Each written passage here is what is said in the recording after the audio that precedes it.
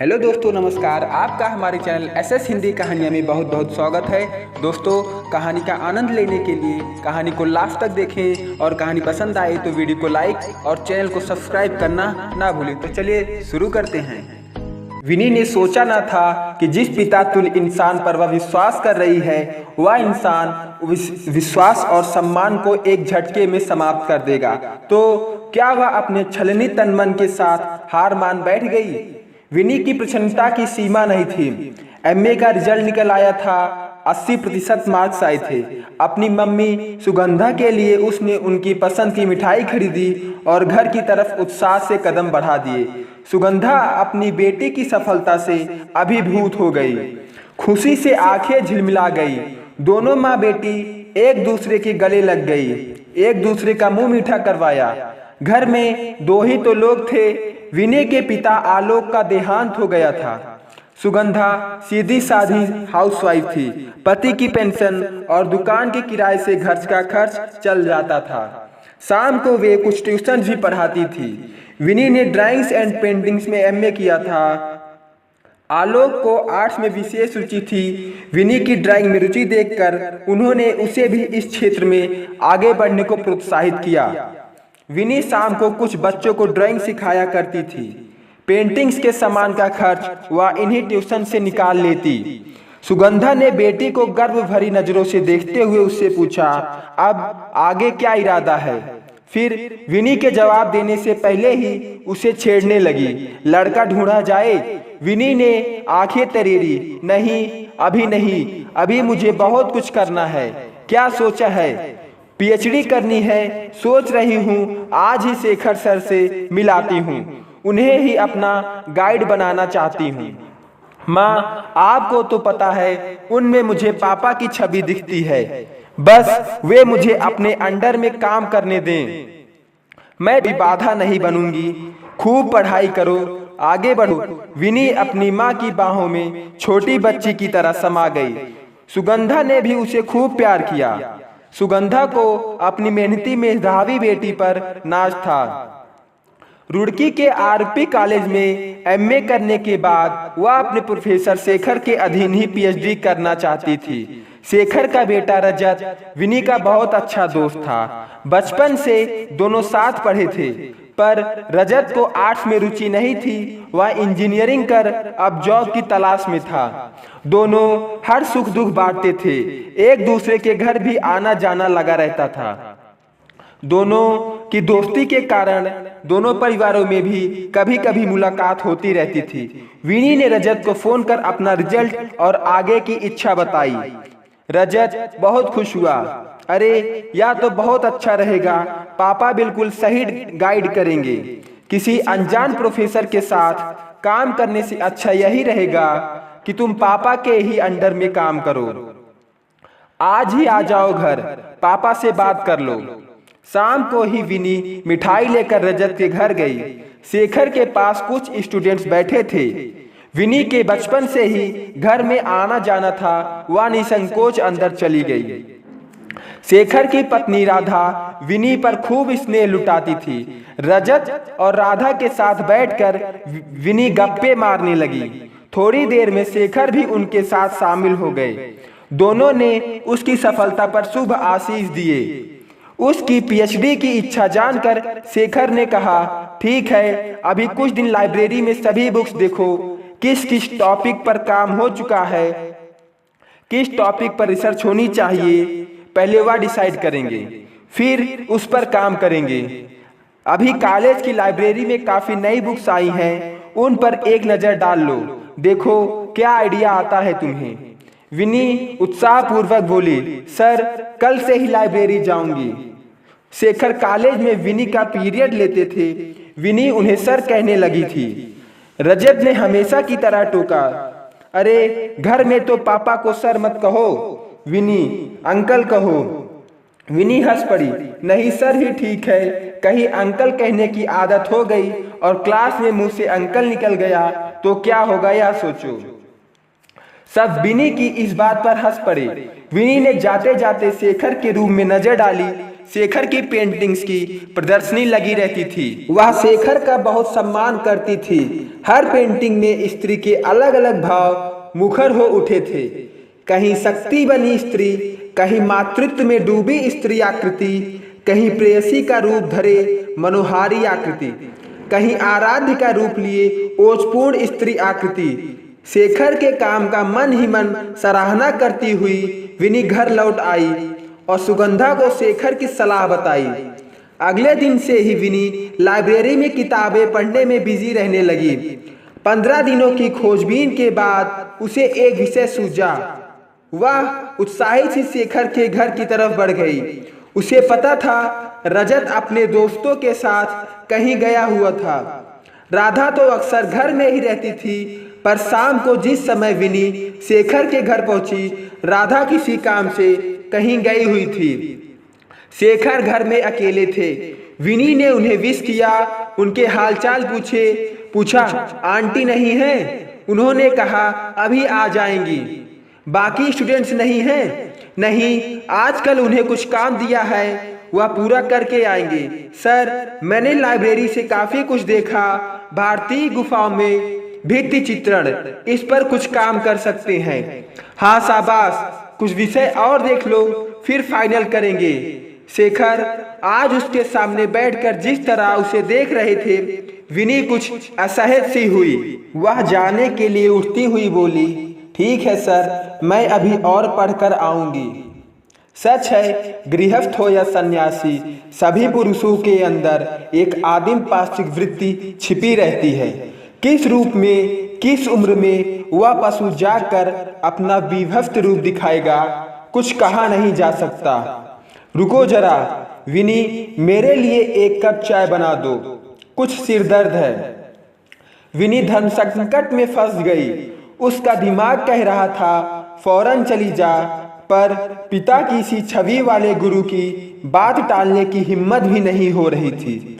फिर अपने दिल को ही समझा लिया, नहीं, उसका वह वहम ही होगा। आजकल माहौल ही ऐसा है, ना डर ही रहता है। जी सर, कहती हुई वह किचन की तरफ बढ़ गई। उसे अपने पीछे दरवाजा बंद करने की आहट मिली तो वह चौंक गई। शेखर उसकी तरफ आ रहे थे। चेहरे पर ना पिता की सी छवि दिखी, ना गुरु के से भाव। विनी को उनके चेहरे पर कुटिल मुस्कान दिखी। उसे महसूस हुआ जैसे वह किसी खतरे में है। शेखर एकदम से उसके पास आकर खड़े हो गए। उसके कंधों पर हाथ रखा तो विनी पीछे हटने लगी। नारी हर उम्र में पुरुष के अनुचित स्पर्श को भांप लेती है। शेखर बोले, घबराओ मत, यह तो अब चलता ही रहेगा। थोड़े और करीब आ जाएं हम दोनों, तो रिसर्च करने में तुम्हें आसानी होगी। तुम्हारी हर मदद करूंगा। नागिन से फुफकार उठी विनी, शर्म नहीं आती आपको? आपकी बेटे जैसी हूँ, आप में हमेशा पिता की छवि देखी है मुझे। मैंने तो तुम्हें कभी बेटी नहीं समझा। तुम अपने मन में मेरे बारे में क्या सोचती हो, उससे मुझे जरा सा भी मतलब नहीं। आओ मेरे साथ। विनी ने पीछे हटते हुए कहा, मैं आंटी रजत सबको बताऊंगी। आपकी यह गिरी हुई हरकत छिपी नहीं रहेगी। बाद में बताती रहना, मेरा कुछ नहीं बिगड़ेगा। कहते हुए उसका हाथ पकड़कर बलिष्ठ शेखर उसे बेडरूम तक ले गया। विनी ने अपने हाथ छुड़ाने की कोशिश की, उन्हें काफी धक्के दिए, उनका हाथ दांतों से काट भी लिया, पर उनके सिर पर ऐसा शैतान सवार था कि विनी के रोके ना रुका और दुर्घटना घट गई। सालों का आदर विश्वास सब रेत की तरह ढहता चला गया। विनी ने रो रो कर चीख कर शोर मचाया तो शेखर ने कहा, चुपचाप चली जाओ यहाँ से और जो हुआ उसे भूल जाओ। इसी में तुम्हारी भलाई है। किसी को बताओगी भी तो जानती हो ना कितने के सवालों के घेरे में फंस जाओगी। परिवार समाज में मेरी इमेज का अंदाजा तो तुम्हें है ही। कहीं नहीं जाऊंगी मैं, विनी चिल्लाई। आने दो आंटी को, उन्हें और रजत को आपकी करतूत बताए बिना मैं कहीं नहीं जाने वाली। शेखर को अब हैरानी हुई। बेवकूफ़ी मत करो, बदनाम हो जाओगी, कहीं मुंह दिखाने लायक नहीं रहोगी।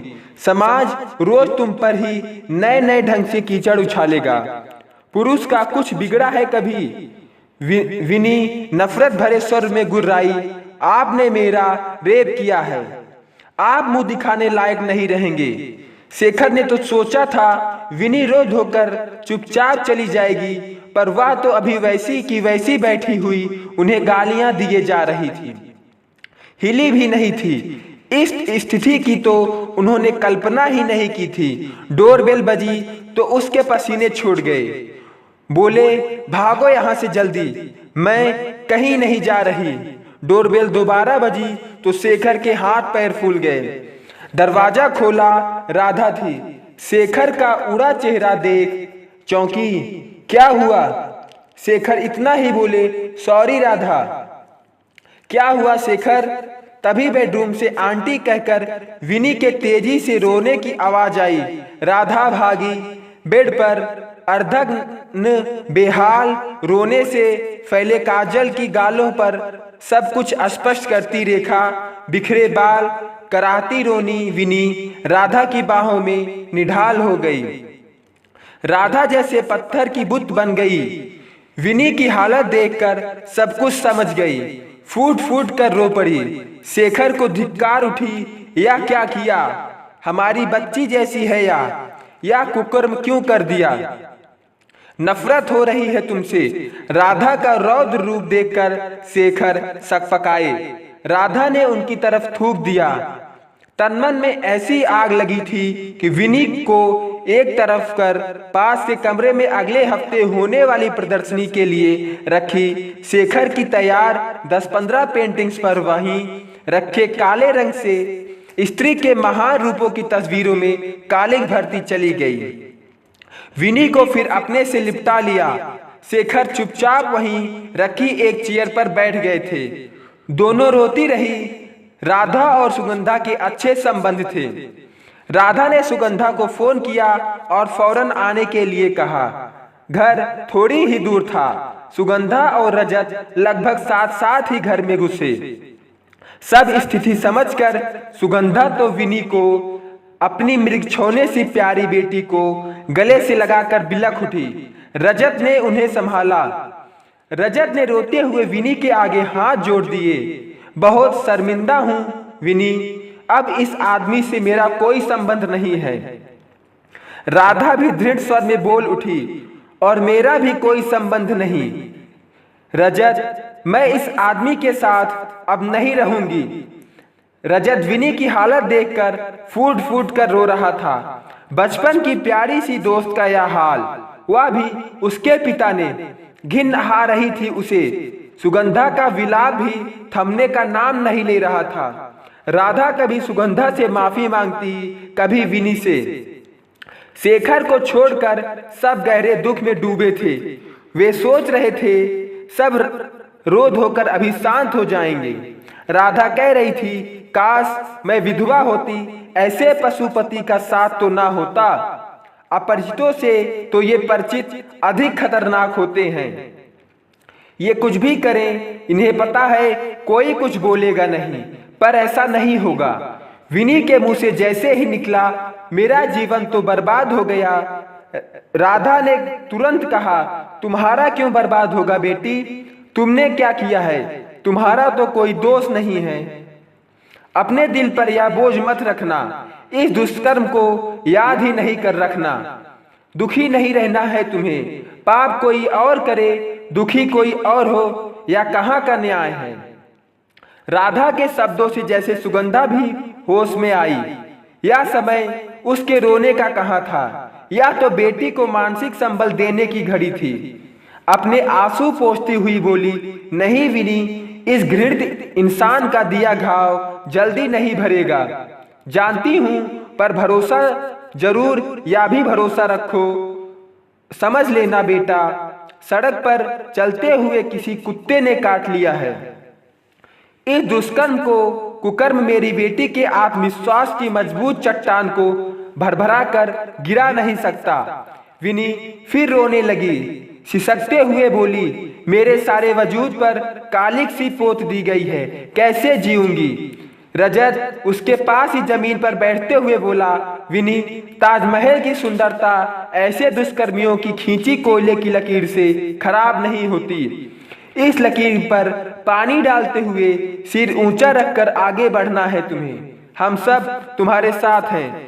तुम्हारा जीवन यहाँ रुकेगा नहीं, बहुत आगे बढ़ेगा।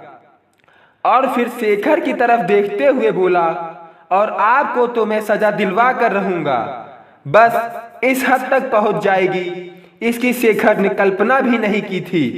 अपने अधीन पीएचडी करने वाली अन्य छात्राओं का भी वे शारीरिक शोषण करते आए थे। किसी ने उनके खिलाफ आवाज उठाने की हिम्मत नहीं की थी।